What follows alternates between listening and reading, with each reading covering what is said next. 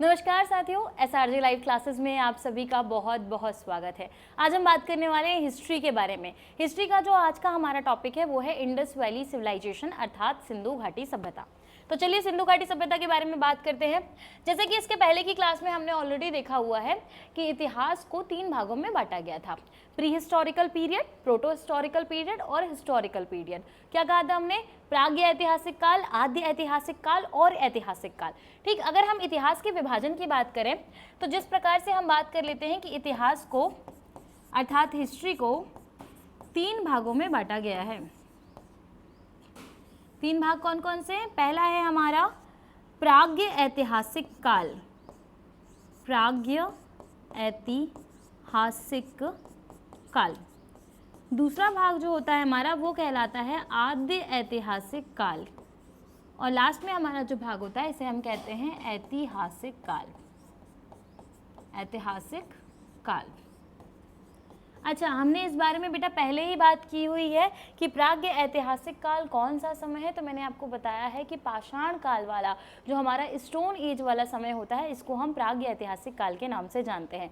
प्राग्ञ ऐतिहासिक काल की अगर हम बात करें तो सबसे पहले यहाँ पे ये समझना है कि प्राग्ञ ऐतिहासिक काल को पाषाण काल या फिर स्टोन एज के नाम से जाना जाता है।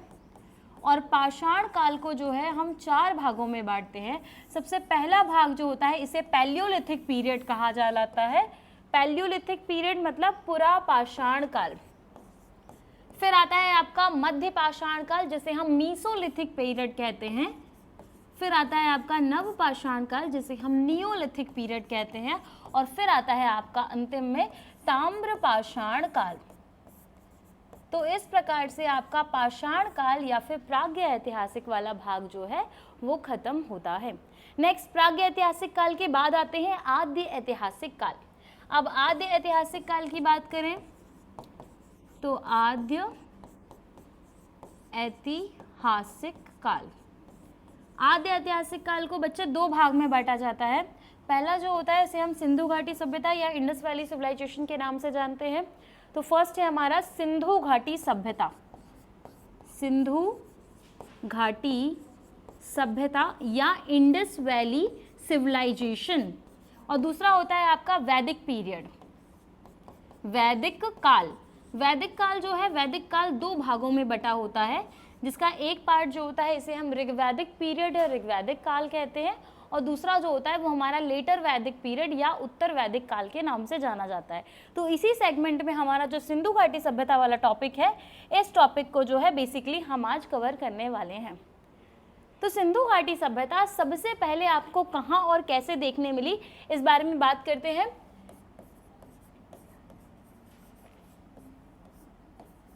सिंधु घाटी सभ्यता,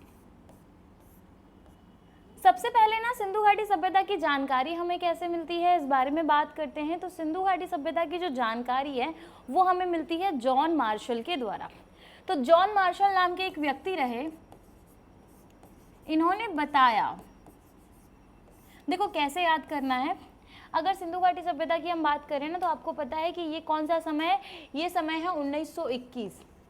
तो वर्ष 1921 में जॉन मार्शल के द्वारा ये बताया गया कि शायद पाकिस्तान का जो सिंध प्रांत है या जो लरकाना क्षेत्र है, इस क्षेत्र के पास में शायद कोई सभ्यता रही होगी।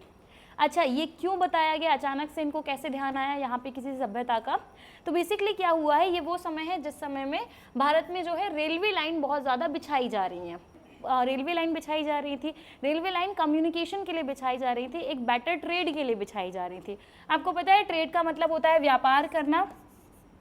तो एक बेहतर व्यापार के लिए भारत से एक्सपोर्ट होने वाली जो चीज़ें थी वो विदेशों में बहुत आसानी से मिल पाए, बहुत आसानी से उपलब्ध हो पाए।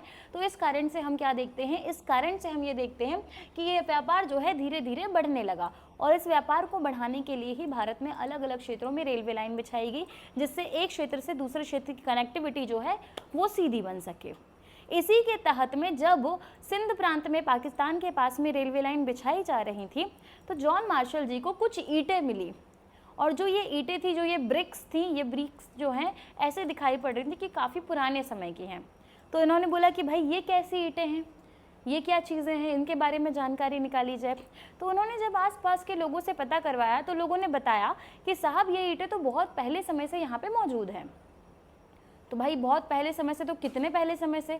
तो लोगों ने बताया, जो आम जनता थी उन्होंने बताया कि सर ये जो ईंटें हैं ना यहाँ पे बहुत लंबे समय से मौजूद है और इससे कई सारे लोगों के घर भी बने हुए हैं। तो यहाँ पर मौजूद जो बाकी लोग हैं उन लोगों के हमें घर भी इन ईंटों से दिखाई पड़ते हैं। तो जॉन मार्शल को फिर थोड़ा सा शक हुआ और उन्होंने बोला कि भाई अगर यहाँ पे ईंटें पहले से मौजूद हैं और इतनी ज़्यादा मात्रा में मिल रही हैं तो शायद यहाँ पे कोई सभ्यता या कोई सिविलाइजेशन रही होगी। और उसके बाद जब उन्होंने खुदाई करवाई तो खुदाई जो है इन्होंने करवाई दयाराम साहनी जी के द्वारा। तो दयाराम साहनी जी की हेल्प लेकर इन्होंने सिंधु घाटी सभ्यता में खुदाई करवाई और जिसके परिणाम स्वरूप हमें सिंधु घाटी सभ्यता का पहला नगर देखने के लिए मिला, जिसे हम हड़प्पा के नाम से जानते हैं। क्योंकि हड़प्पा सिंधु घाटी सभ्यता में मिला सबसे पहला नगर था, इस कारण से हम इस सभ्यता को या इस पूरे सिविलाइजेशन को हड़प्पा सभ्यता के नाम से भी जानते हैं। तो सबसे पहले यदि हम बात करें कि सिंधु घाटी सभ्यता या इंडस वैली सिविलाइजेशन की बात की जाए तो इसका टाइमलाइन क्या रहा है, तो ये आपको लगभग 2350, बेटा इसका जो सही आंसर होगा वो होगा 2350 से लेके 1500 BC।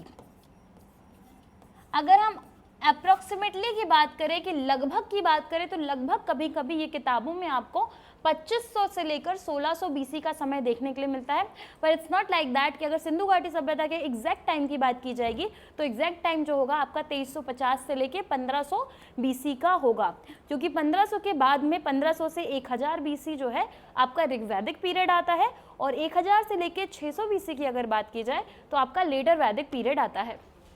सेकेंड चीज़ अगर हम बात करें कि सबसे ज़्यादा हड़प्पा सभ्यता में या सिंधु घाटी सभ्यता में जो साइट्स आपको देखने के लिए मिली वो कौन कौन सी थी, तो पहला है हड़प्पा, दूसरा है मोहनजोदारो, तीसरा है लोथल और इसके बाद में है धौलावीरा। तो ये जो है प्रमुख साइट हैं जो कि सिंधु घाटी सभ्यता या इंडस वैली सिविलाइजेशन में आपको देखने के लिए मिली। आगे अगर हम बात करें तो इंडस वैली सिविलाइजेशन जो है ना ये बहुत ज़्यादा प्लैन्ड और अर्बन दिखाई पड़ती है। यहाँ पे आपको अर्बन का मतलब क्या होता है बच्चे, अर्बन का मतलब है शहरी सभ्यता। तो सिंधु घाटी सभ्यता आपको काफ़ी ज़्यादा शहरी सभ्यता दिखाई पड़ती है। यहाँ पर आपको आर्किटेक्ट दिखाई पड़ता है, कला संस्कृति दिखाई पड़ती है, यहाँ पे आपको वाटर मैनेजमेंट और ड्रेनेज सिस्टम दिखाई पड़ता है, मतलब जल निकासी व्यवस्था दिखाई पड़ती है, जल निकासी की। इवन हम ये भी देखते हैं कि यहाँ पे जो वेस्ट वाटर है, जो खराब पानी है, उस पानी को निकालने के लिए बाकायदा नालियाँ बनवाएंगी। और इस पूरी सभ्यता में हर एक शहर में आप ये देख सकते हैं कि नालियाँ सुव्यवस्थित बनाई गई, इन नालियों को ढका गया जिससे किसी प्रकार की बीमारी ना फैले। सिंधु घाटी सभ्यता आपको सिंधु और सिंधु की सहायक नदियों के किनारे देखने के लिए मिलती है। तो सबसे पहली बात आती है बच्चे कि कौन कौन सी सिंधु के किनारे की सहायक नदियां थी, तो पहला है सिंधु नदी जो कि मेन नदी है, मेन रिवर है, और सिंधु के साथ 5 सहायक नदियां। अब 5 सहायक नदियां कौन कौन सी है, तो पहली है झेलम, चिनाब, रावी, व्यास और सतलज। तो सिंधु के साथ इसकी 5 सहायक नदियां झेलम, चिनाब, रावी, व्यास, सतलज, ये 5 सहायक नदियों के किनारे जो है आपको सिंधु घाटी सभ्यता या इंडस वैली सिविलाइजेशन देखने के लिए मिलता है। अगर हम इंडस वैली सिविलाइजेशन की ही बात कर रहे हैं, पहली बात बिल्कुल क्लियर होनी चाहिए कि ये पूरी की पूरी सभ्यता सिंधु और सिंधु की सहायक नदियों के किनारे बसी थी। इन सभ्यताओं में सबसे ज्यादा अलग अलग शहर आपको देखने के लिए मिले। इस सभ्यता की अगर हम बात करें तो यह सभ्यता लगभग आपको 12,99,600 वर्ग किलोमीटर में फैली दिखाई पड़ी। तो 12,99,600 वर्ग किलोमीटर में है यह सभ्यता आपको फैली दिखाई पड़ती है, 13 लाख वर्ग किलोमीटर में फैली दिखाई पड़ती है। सिंधु घाटी सभ्यता का आकार त्रिभुजाकार रहा है, मतलब ये ट्रायंगल शेप की एक सभ्यता रही है। इस सभ्यता की खोज की अगर हम बात करें तो इस सभ्यता का सबसे पहले पता जिस व्यक्ति ने लगाया वो थे चार्ल्स मैशन, जिनके द्वारा 1826 में सैंधव सभ्यता का पता लगाया गया। लेकिन अगर इसी सभ्यता की बात की जाए तो इस सभ्यता में जो पहला खोजा गया नगर था जिसे 1921 में खोजा गया था, और इस 1921 में इसकी खोज सर जॉन मार्शल के द्वारा की गई थी, जिन्होंने हेल्प ली थी किसकी, दयाराम साहनी जी की।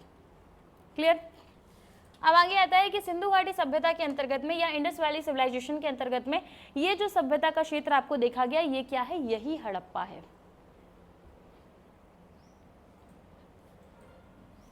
सिंधु घाटी सभ्यता में बहुत सारे अलग अलग स्थल खोजे गए, जिनमें हड़प्पा, मोहनजोदारो, लोथल, धौलावीरा, कालीबंगा, राखीगढ़ी, चहुंदड़ो, सुतकांगेडोर आदि अलग अलग स्थल आपको देखने के लिए मिलते हैं। सबसे पहला आता है हड़प्पा। मैंने आपको जैसे कि पहले ही बताया कि सिंधु घाटी सभ्यता में सबसे पहला खोजा गया नगर जो है वो हड़प्पा है, और अगर सबसे पहला खोजा गया नगर हड़प्पा है तो इसका मतलब क्या है बच्चे कि इस सभ्यता को हड़प्पा सभ्यता के नाम से भी जाना जाएगा। इसकी खोज वर्ष 1921 में दयाराम साहनी जी के द्वारा की गई। नेतृत्व किसने किया? जॉन मार्शल जी ने नेतृत्व किया। कहाँ स्थित है? तो ये स्थित है पाकिस्तान के सिंध प्रांत में। तो पाकिस्तान के सिंध प्रांत में जो है यह स्थित है। अगर इसकी बात की जाए किस नदी के किनारे है, तो हड़प्पा सभ्यता जो है वो वर्तमान रावी नदी के किनारे में स्थित है। अगर इस सभ्यता की अगर बात की जाए तो इस सभ्यता में आपको बहुत सारी अलग अलग चीज़ें देखने के लिए मिलती हैं। इस क्षेत्र में आपको बहुत सारी अलग अलग चीज़ें देखने के लिए मिलती हैं। हड़प्पा जो है ना, हड़प्पा और मोहनजोदारो दोनों को एक जुड़वा राजधानी का दर्जा दिया गया था। जैसे कि पहले के समय में कोई बड़ा क्षेत्र होता था तो उसकी राजधानी मतलब कैपिटल होती थी। तो ये कहा गया कि पूरा का पूरा जो इंडस वैली सिविलाइजेशन है, इस इंडस वैली सिविलाइजेशन में हड़प्पा और मोहनजोदड़ो दोनों समान हैं। ऐसा नहीं है कि आप हड़प्पा को बड़ा बोल सकते हो और मोहनजोदड़ो को छोटा बोल सकते हैं। तो इस कारण से इन दोनों को जुड़वा राजधानियाँ कह दिया गया, ट्विंस कैपिटल के नाम से इन्हें जाना गया। वहीं अगर हम बात करें तो इन सभी घरों के अंतर्गत मतलब हड़प्पा सभ्यता में आपको जितने भी घर देखने के लिए मिलते हैं, जितनी भी जगहें देखने के लिए मिलती है, जितने भी स्थल देखने के लिए मिलते हैं, वो सारे स्थल दुर्ग से बहुत ज़्यादा सुरक्षित किए गए थे। तो इनके चारों तरफ में आपको दुर्ग देखने के लिए मिलता है, और यहाँ पर एक बहुत बड़ा दुर्ग मिलता है जिसे व्हीलर के द्वारा माउंट एबी के नाम से जाना गया। वैसे तो हड़प्पा सभ्यता में हड़प्पा नाम के क्षेत्र से ही बहुत सारी चीज़ें देखने के लिए मिलती हैं। तो हड़प्पा से अगर हम बात करें कि हड़प्पा से हमको क्या क्या मिलता है, तो हड़प्पा से हमको कुछ इस प्रकार की चीज़ें देखने के लिए मिलती हैं। सबसे पहला है श्रमिक आवास। श्रमिक आवास, श्रमिक आवास की बात करें, श्रमिक कौन होते थे बेटा? जो लोग कार्य करते हैं ना, लोगों की मदद करते हैं, जो कि हमारे इसमें हम ये देखते हैं कि किसी की मदद करने वाला जो व्यक्ति होता है जो कि निचले तबके पे आता है उसे श्रमिक कहा जाता है। तो श्रमिकों के रहने के लिए यहाँ पे आवास देखने के लिए मिले। श्रमिक आवास के साथ में यहाँ पे हमको स्नानागार और अन्नागार भी देखने के लिए मिला, मतलब बाथरूम वगैरह भी हमको जो है यहाँ पे देखने के लिए मिले। इसके अलावा यहाँ पे एक कब्रिस्तान देखने मिला जिसका नाम है RH37। सिंधु घाटी सभ्यता के लोग जो हैं वो अंतिम क्रिया के लिए मतलब अंतिम संस्कार के लिए 3 मेथड को यूज़ करते थे। पहली मेथड वो होती थी जिसमें ये जो शव होता है शव को जला दिया करते थे। दूसरी मेथड वो होती थी जिसमें ये शव को दफना दिया करते थे, मतलब ज़मीन के नीचे दफन कर देना। और तीसरी मेथड जो होती थी इसमें ये क्या करते थे, शव को नदियों में जल सरायों में बहा दिया करते थे। तो इस प्रकार से सिंधु घाटी सभ्यता से जो हड़प्पा वाला क्षेत्र है यहाँ से एक कब्रिस्तान मिला है जिसका नाम है RH37, जिससे ये पुष्ट होता है कि यहाँ के लोग जो है शवों को ज़मीन के नीचे दफनाया करते थे। और दफनाएंगे किसमें? ताबूत में दफनाएंगे। तो RH37 कब्रिस्तान के साथ में इनको ताबूत भी यहाँ से देखने के लिए मिलता है। फिर है सिंधु घाटी सभ्यता में आपको मोहरें प्राप्त हुई हैं, मतलब आपको सील भी प्राप्त हुई है। यहाँ पे अगर हम मोहरे की बात करें, अगर हम कॉइन्स की बात करें, अगर हम मनकों की बात करें, तो यहाँ पे अलग अलग प्रकार की चीज़ें जो है आपको देखने के लिए मिली हैं। अगर यहाँ के मनकों की बात करें, मोहरों की बात करें, तो यहाँ पर जितनी मोहरें आपको मिली हैं उसमें से जैसे कि अंदाज़ा अगर हम बात करें तो लगभग 1500 मोहरें जो हैं आपको यहाँ से प्राप्त हुई हैं। और इन 1500 में से 1300 मोहरें जो हैं इनमें किसी न किसी प्राकृतिक चीज़ का वर्णन है, या तो किसी जानवर का वर्णन है या तो किसी पेड़ पौधे का वर्णन है। तो इससे क्या क्लियर होता है? इससे ये क्लियर होता है कि सैंधव सभ्यता के लोग जो थे या फिर सिंधु घाटी सभ्यता के जो लोग थे वो लोग बहुत बड़े प्रकृति पूजक थे। वो लोग नेचर की पूजा किया करते थे, नेचर को गॉड मानते थे। यहाँ से अगर हम बात करें तो यहाँ से आपको महिलाओं की मूर्ति भी प्राप्त होती है जिनकी पहले पूजा की जाती होगी। यहाँ से भगवान पशुपतिनाथ की भी जो है पेंटिंग्स प्राप्त होती हैं, जिनमें एक साधु हैं जो बीच में बैठकर तपस्या कर रहे हैं और जिनके अगल बगल में आसपास में आपको बहुत सारे अलग अलग जानवर देखने के लिए मिलते हैं। तो यह सब कुछ जो है आपको हड़प्पा सभ्यता से प्राप्त होता है। फिर आता है मोहनजोदारो। मोहनजोदारो से आपको क्या देखने के लिए मिलता है? मोहनजोदारो सैंधव सभ्यता का एक बहुत ज़्यादा प्रमुख नगर रहा है। इसे राजधानी के रूप में भी देखा गया है। मोहनजोदारो जो है इसकी खोज राखलदास बनर्जी के द्वारा 1 साल बाद, हड़प्पा की खोज के 1 साल बाद मतलब वर्ष 1922 में की गई थी। 1922 में राखलदास बनर्जी ने मोहनजोदारो की खोज की। यह वर्तमान में पाकिस्तान के लरकाना जिले में स्थित है। अगर हम नदी की बात करें तो यह जो है यह मुख्यतः सिंधु नदी के किनारे स्थित है। मोहनजोदारो जो है ना, ये शब्द, इस शब्द का अर्थ होता है मृतकों का टीला, मतलब जहाँ पे बहुत सारी लाशों का ढेर मिला हो। तो यहाँ पे हमें बहुत सारी लाश देखने के लिए मिली थी, तो इस पूरे क्षेत्र को मृतकों के टीले के नाम से भी जाना जाता है। आगे बात करें तो मोहनजोदारो की अगर हम बात करें तो यहाँ से क्या क्या मिला है, तो यहाँ से जो चीज़ें आपको देखने के लिए मिली हैं वो क्या क्या हैं?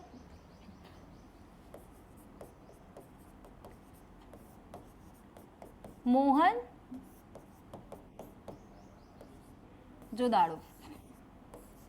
तो मोहनजोदारो से क्या क्या चीजें मिली हैं आपको? सबसे पहली चीज है कि भाई पुरोहित आवास, जो बड़े ब्राह्मण या पुरोहित हुआ करते थे तो पुरोहितों के रहने के आवास मिले हैं। इनके लिए बड़े स्नानागार और अन्नागार मिले हैं। सूती वस्त्र के साक्ष्य मिले हैं। चौड़ी सड़कें दिखाई पड़ती हैं। ये सड़कें एक दूसरे को समकोण पर काटती हैं। सभागृह के साक्ष्य मिले हैं। नर्तकी की मूर्ति मिली है और सिक्के या फिर मुद्रा के साक्ष्य मिले हैं। आप कैसे याद रखेंगे इसको? सबसे पहले मोहनजोदारो जो है इसका संबंध है किसी पुरोहित से, तो किसी पुरोहित की अगर हम बात करें तो पुरोहित आवास, पुरोहितों के रहने का निवास जो है हमें यहाँ से प्राप्त होता है। दूसरा है एक बहुत बड़ा स्नानागार और एक बहुत बड़ा अन्नागार जो हमें यहाँ से देखने के लिए मिलता है। फिर स्नानागार अन्नागार देखने के लिए मिला तो पुरोहित जी बढ़िया रहते थे यहाँ पे, तो आवास मिल गया। नहाए धोए, बढ़िया नहा धो के खाना पीना खाया। खाना पीना खाने के बाद सूती वस्त्र मतलब अच्छे कपास के सूती के बने हुए कपड़े पहने और कपड़े पहन के बढ़िया चौड़े होकर क्या कर रहे हैं, रोड पे चल रहे हैं। तो यहाँ की रोड कैसी दिखाई पड़ती है? चौड़ी सड़कें यहाँ पे आपको दिखाई पड़ती हैं। ये सड़कें एक दूसरे को समकोण पर काटती थी, मतलब ट्रैफिक होने की या फिर टकराने की या एक्सीडेंट होने की क्षमता जो है यहाँ पर कम हो जाती है। फिर है सभागृह। पंडित जी कहाँ जाते हैं? फिर सभा में जाते हैं और सभागृह में आपको यहाँ पे एक नर्तकी की मूर्ति भी देखने के लिए मिलती है। इसका मतलब है कि शायद सिंधु घाटी सभ्यता में वेश्यावृत्ति जो है वो लीगलाइज रही होगी। शायद इस समय में आपको वेश्यावृत्ति देखने के लिए मिल रही होगी। फिर आती हैं सिक्के व मुद्राएं। तो मोहनजोदारो से भी आपको अलग अलग प्रकार की अंकित मुद्राएं या फिर सिक्के देखने के लिए मिलते हैं।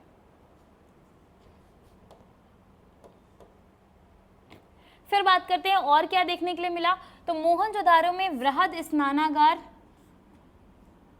खुले प्रांगण और जलाशय देखने के लिए मिले। अच्छा, एक और बात याद रखनी है कि मोहनजोदारो से ना बहुत सारे कुएं मिले हैं, तो जल निकासी के लिए या फिर जल की उपलब्धता के लिए सिंधु घाटी सभ्यता के लोग कुओं पर भी बहुत ज्यादा निर्भर थे।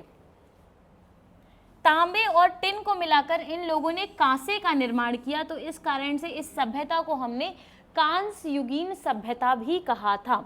मोहनजोदारो से कांसे की एक नर्तकी की मूर्ति मिली जिसे द्रविबोव विधि द्वारा बनाया गया था, लॉस्ट वैक्स मेथड के द्वारा बनाया गया था।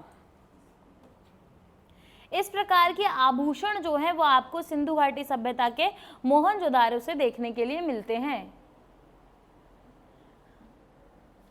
ये जो नर्तकी की मूर्ति आप देख रहे हैं ना, ये द्रविमोम विधि के द्वारा बनाई गई मूर्ति है। इसके बाद आता है चहुंदड़ो। चहुंदड़ो जो है ना, ये एकमात्र ऐसा स्थल है जहां से आपको वृक्काकार ईंटें मिली हैं। चहुंदड़ो जो है वर्तमान सिंध प्रांत पाकिस्तान पर स्थित है। इसकी खोज गोपाल मजूमदार के द्वारा की गई थी 1935 के अंतर्गत में। अब आपको एक और चीज़ याद रखनी है कि 1934-35 में गोपाल मजुमदार ने जो है चहुंदड़ों की खोज की। चहुंदड़ों से क्या क्या मिला है, तो लड़कियों के होने के साक्ष्य, मतलब काजल, लिपस्टिक, कंघा, पाउडर, ये सारी चीज़ें जो है वो चहुंदड़ों से प्राप्त हुई हैं। इसके अलावा बिल्ली का पीछा करते हुए कुत्ते के पैरों के निशान चहुंदड़ों से मिले हैं। मनकों के साक्ष्य चहुंदड़ों से मिले हैं। इन मनकों में घड़ियाल और मछली के साक्ष्य देखने के लिए मिले हैं। तो चहुंदड़ों की बात की जाए तो यहाँ से कोई बड़ा दुर्ग तो नहीं मिलता है, लेकिन यहाँ से अगर हम बात करें तो यहाँ से मनका बनाने का कारखाना दिखाई पड़ा है और भट्टी जो है यहाँ से दिखाई पड़ी है जिसमें मनके बनाए जाते थे। अच्छा, एक और चीज़ याद रखनी है, ये जो मनके बनाए जाते थे या जो पोट्रीज बनाई जाती थी, इन पोट्रीज को भेजा जाता था मेसोपोटामिया की सभ्यता में ट्रेड के लिए। तो यहाँ बनने वाले मनके या यहाँ बनने वाले जो, अगर हम मनकों की बात करें या मृत भांडों की बात करें या पोट्रीज़ की बात करें, तो इन पोट्रीज़ को मेसोपोटामिया की सभ्यता तक भेजा जाता था जिससे वो यहाँ से जाकर वहाँ पे क्या कर सके, व्यापार कर सके या फिर ट्रेड को स्थापित कर सके बहुत बेहतर तरीके से। ये जो आपको फोटो दिखाई पड़ रहा है ये चहुंदड़ों का ही फोटो है। फिर आता है लोथल। लोथल की अगर हम बात की जाए तो यह गुजरात के अहमदाबाद जिले के पास में स्थित है। यह जो है यह भोगवा नदी के किनारे स्थित है। लोथल की ही अगर हम बात करें ना तो लोथल की खोज जो है SR राव ने 1955 में 1955 में की थी और ये एकमात्र ऐसी जगह है जिसे सिंधु घाटी सभ्यता का बंदरगाह या पोर्ट कहा जाता है। एक बात और दिमाग में क्लियर रखनी है कि लोथल जो है वो एक नदी बंदरगाह रहा है, तो लोथल को हम नदी बंदरगाह के नाम से भी जानते हैं। लोथल की ही अगर बात की जाए तो लोथल से ना बहुत सारी चीज़ों का ट्रेड होता था, व्यापार होता था, जैसे कि सबसे पहले आता है हाथी दांत। तो हाथी दांत, प्योर हाथी दांत या फिर हाथी दांत से बनी कुछ शिल्प की चीज़ें, आर्ट एंड कल्चर की चीज़ों का जो ट्रेड है वह आपको लोथल से दिखाई पड़ता है। सेकंड है पर्ल। अगर हम मोती के व्यापार की बात करें तो मोती का व्यापार जो है वह भी आपको लोथल से दिखाई पड़ता है। मोती के अलावा अगर हम बात करें तो रेशम, तो रेशम का व्यापार भी यहाँ से होता था। फिर आता है कपास, कपास का व्यापार भी यहाँ से होता था। फिर आता है आपका बीड्स, मतलब छोटे छोटे जो बीड्स बनते थे ना, जो मालाओं में बनाए जाते थे पहनने के लिए, यूज़ करने के लिए, तो उनका व्यापार भी जो है यह लोथल से होता था। फिर आते हैं आपकी पोट्री या फिर मृत भांड। तो मृत भांड का व्यापार भी आपको लोथल से देखने के लिए मिलता है। लोथल से आपको फारस और ईरान की मुद्राएं देखने के लिए मिलती हैं। इसका मतलब क्या है कि लोथल का व्यापार फारस और ईरान दोनों से रहा होगा। इस प्रकार से लोथल आपको देखने के लिए मिलता है। आप देख सकते हैं कि लोथल के किनारे क्या है, नदी एरिया है और इस नदी एरिया से क्या होता है, व्यापार किया जाता होगा। लोथल की अगर हम बात करें तो लोथल में ना बहुत सारी अलग अलग चीज़ें देखने के लिए मिली, जैसे कि लोथल के घरों के दरवाजे जो थे वो अंदर की तरफ खुलते थे, ना कि बाहर की तरफ। और अंदर की तरफ दरवाजे खुलने का फ़ायदा क्या होता है बच्चे, कि अगर अंदर की तरफ दरवाजे खुलेंगे तो रोड में किसी प्रकार का डिस्टर्बेंस नहीं बनेगा। अगर बाहर की तरफ दरवाजे खुलेंगे तो जो बड़े डॉकयार्ड से, मतलब बंदरगाह से जो बड़ा सामान जाता है उस सामान को ले जाने में दिक्कत होगी। तो उस कारण से यहाँ के लोगों के जो घरों के दरवाजे थे वो अंदर की तरफ खुलते थे, जिससे बाहर कोई डिस्टर्बेंस ना हो। क्लियर?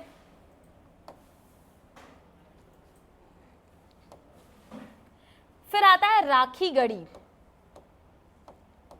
अगर राखी गढ़ी की अगर हम बात करें तो राखी गढ़ी जो है ना, ये सबसे ज्यादा बड़ी मेजर आर्कियोलॉजिकल साइट है जो कि आपको सिंधु घाटी सभ्यता में देखने के लिए मिली। ये वर्तमान हिसार हरियाणा में स्थित है।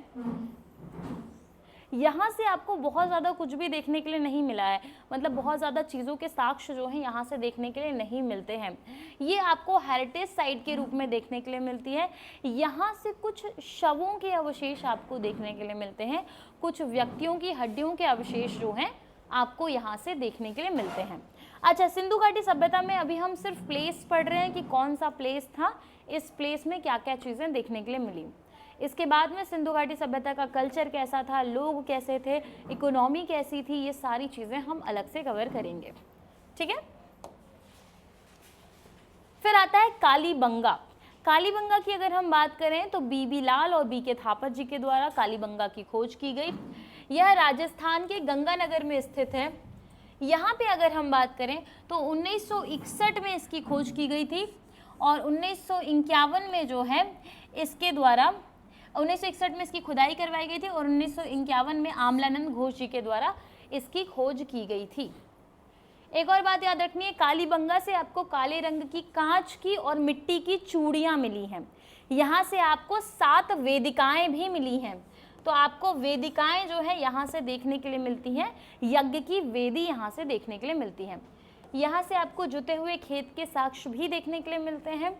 यहाँ पे आपको शवों की अंत्येष्टि संस्कार की जानकारी भी देखने के लिए मिलती है, जिसमें समाधिकरण भी था, आंशिक समाधिकरण भी था और दाह संस्कार भी इसमें उपस्थित था।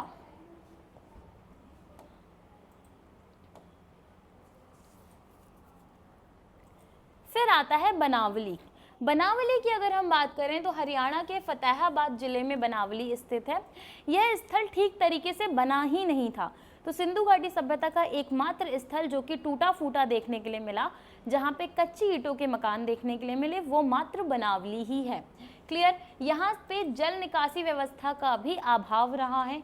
यहाँ से मिट्टी का एक हल मिला है और बनावली से जौ के मतलब कृषि में जौ के साक्ष्य प्राप्त हुए हैं।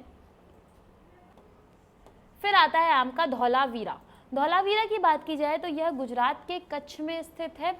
यहाँ से प्राप्त होने वाली अगर सिंधु घाटी सभ्यता की चीज़ों की बात की जाए तो यहाँ से जो है आपको एक निचला नगर, एक मध्यम नगर और एक दुर्भाग नगर जो है देखने के लिए मिलता है। यहाँ से आपको एक स्टेडियम के खेल के मैदान के साक्ष्य जो हैं वह देखने के लिए मिलते हैं।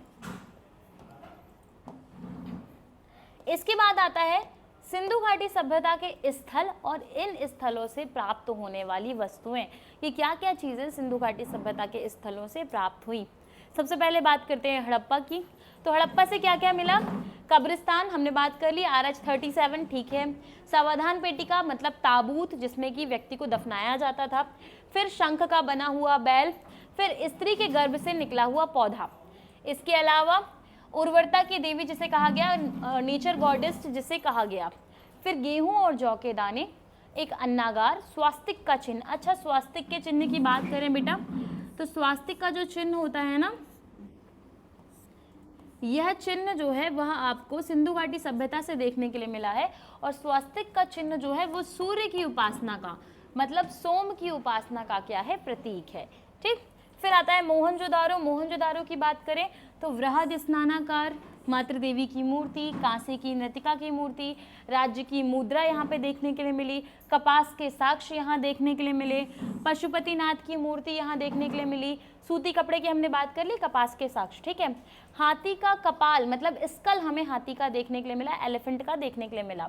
इसके अलावा यहाँ पे भट्टों के साक्ष्य देखने के लिए मिले, मतलब कुम्हारों के द्वारा जो टेराकोटा का बर्तन वगैरह बनाए जाते थे, जो पोट्रीज बनाई जाती थी, उसके साक्ष्य जो हैं हमें यहाँ से देखने के लिए मिले। ये देखो, ये है दाढ़ी वाले पुरोहित की मूर्ति, यह आपको सिंधु घाटी सभ्यता से मिली है।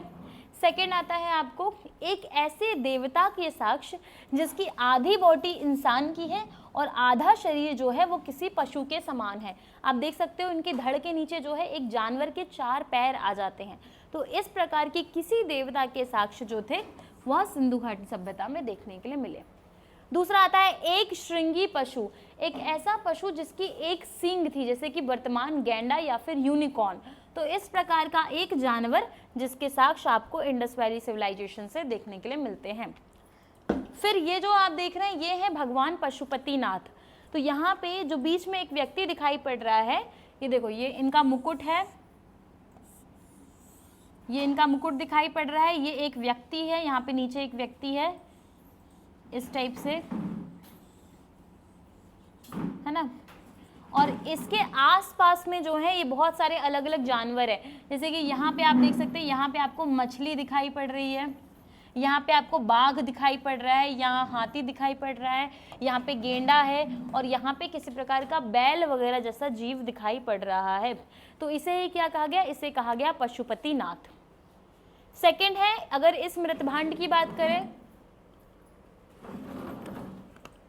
तो इसमें घड़ियाल मतलब क्रोकोडाइल बना हुआ दिखाई पड़ रहा है। ये एक स्त्री का जो है, स्त्री का स्ट्रक्चर आपको दिखाई पड़ता है। पशुपतिनाथ की हमने बात कर ली। फिर आता है कुबड़ वाला सांड। तो सिंधु घाटी सभ्यता में या इंडस वैली सिविलाइजेशन में कुबड़ वाले सांड की बहुत जानकारी है। देखो ये जो सांड है ना, इसका क्या है, कुबड़ निकला हुआ है, तो कुबड़ वाले सांड की जानकारी देखने के लिए मिलती है। फिर आपको टेराकोटा का बना हुआ बैल भी दिखाई पड़ता है या फिर हल भी दिखाई पड़ता है। टेराकोटा क्या होता है? तो टेराकोटा का मतलब होता है किसी भी प्रकार की पक्की ईंट या पक्की मिट्टी, किसी भी प्रकार की मिट्टी से बनी वस्तु जिसको पकाया गया हो उसे टेराकोटा कहा जाता है। चाहे वो बर्तन हो, चाहे वो कोई खिलौना हो, चाहे वो कोई आभूषण हो, चाहे वो कोई दिया हो, कुछ भी चीज़ हो, अगर कच्ची मिट्टी से बनी कोई वस्तु है और उसको आग में पकाया गया है तो उसे टेराकोटा कहा जाएगा।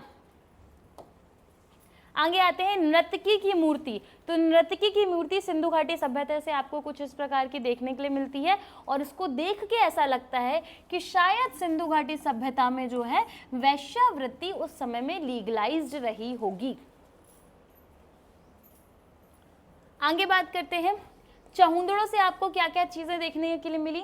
तो चहुंदड़ों से हमने बात कर ली, अलंकृत हाथी, वृत्ताकार ईंटें, कंघा, लिपस्टिक, 4 पहियों वाली गाड़ी, अलंकृत मनके आदि सारी चीजें चहुंदड़ों से आपको देखने के लिए मिलती हैं।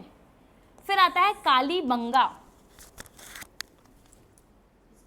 फिर आता है कालीबंगा। कालीबंगा से मिली है आपको 7 अग्नि वेदिकाएं, वही काली चूड़ियां, कांच की काली चूड़ियां और मिट्टी की काली चूड़ियां, ठीक है। फिर आता है सूती कपड़े के छाप, सिलबट्टा, जोते हुए खेत के साक्ष्य, मिट्टी के खिलौने आदि चीजें आपको कालीबंगा से देखने के लिए मिली हैं। फिर है लोथल। लोथल से क्या मिला है? सबसे पहली बात भाई बंदरगाह था, ये गोदीवाड़ा था। फिर धान के साक्ष्य, बाजरे के साक्ष्य, फारस की मुद्रा, 3 युगल समाधियां, युगल मतलब कपल्स की समाधियां, धान की भूसी, मन का उद्योग, तांबे का कुत्ता और छोटा दिशा मापक यंत्र जो है आपको यहाँ से दिखाई पड़ता है। बच्चे एक बात ध्यान रखना है कि दिशा मापक यंत्र जो है आपको लोथल से मिल रहा है, लेकिन दिशा मापक यंत्र यूरोप में कब बना? तो 1453। याद करो कि 1453 में रूस की याद आ रही होगी आपको कि रूस में कुस्तुनतुनिया साम्राज्य था, जिस पे हम देखते हैं बहमनी साम्राज्य का हस्तक्षेप हो जाता है, जिसके बाद में रूस की कनेक्टिविटी भारत के साथ में या एशिया के साथ में ख़त्म हो जाती है, यूरोपीय देशों की कनेक्टिविटी ख़त्म होती है और इसके बाद में दिशा मापक यंत्र की शुरुआत की जाती है, बनाया जाता है और इसका आविष्कार होता है। और इसके आविष्कार के बाद में फिर जो बार्थोलोमियो डियाज है या जो प्रिंस हेनरी है वो भारत की खोज के लिए अलग अलग लोगों को भेजते हैं और इसी के बाद में वास्को डिगामा जो है 1498 में भारत आता है। तो ये जो पूरी कहानी होती है, ये कहानी दिशा मापक यंत्र से ही शुरू होती है, लेकिन जिस दिशा मापक यंत्र की जो आविष्कार था या जो शुरुआत थी ये 1400 के आसपास में की गई, वह सिंधु घाटी सभ्यता में इतने समय पहले दिखाई पड़ता है। ठीक, आगे है सुतकोटड़ा। सुतकोटड़ा की अगर बात की जाए तो यहाँ से घोड़े की अस्थियों के साक्ष्य मिले हैं। अच्छा, सुतकोटड़ा या सुतकांगेडोर की अगर हम बात करें तो घोड़े की बोन्स, अस्थियों के साक्ष्य यहाँ से मिले हैं, पर पूरी की पूरी सिंधु घाटी सभ्यता में कहीं भी घोड़े के यूजेस की बात नहीं की गई है कि कहीं पे घोड़े का उपयोग किया गया हो। फिर आता है बनावली। तो हल की आकृति वाले मिट्टी के खिलौने, जौ, तांबे आदि चीजें यहाँ से प्राप्त हुई हैं। इसी के साथ में हमारा सिंधु घाटी सभ्यता के प्रमुख प्लेसेस और वहाँ से क्या क्या चीज़ें मिली ये कवर हो जाता है। इसके बाद वाली क्लास में हम समझेंगे कि सिंधु घाटी सभ्यता का समाज किस प्रकार का था। मैं मिलूंगी आपसे नेक्स्ट वीडियो में। धन्यवाद।